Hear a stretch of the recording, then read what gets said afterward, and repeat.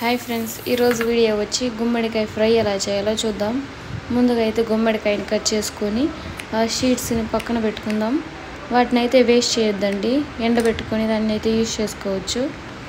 చిన్న ఆనియన్ ఒకటి కట్ చేసుకుందాం. 10 వెల్లుల్లి రబ్బలు దంచి పక్కన పెట్టుకుందాం.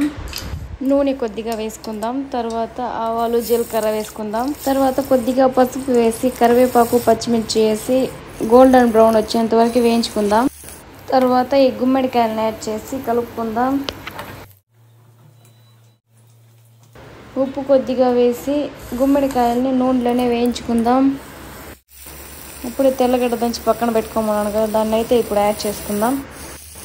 ఇప్పుడు దీని మీద మూత పెట్టి 2 లేదా 3 నిమిషాలు అలానే కుక్ చేసుకుందాం.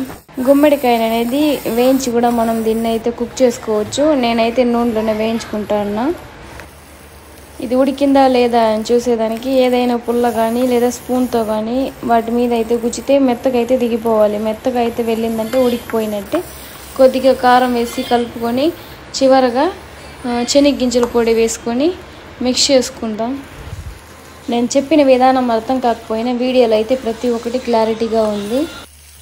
ఈ వీడియో కానీ మీకు నచ్చినట్లయితే లైక్ చేసి కామెంట్ చేయండి. Thank you for the watching.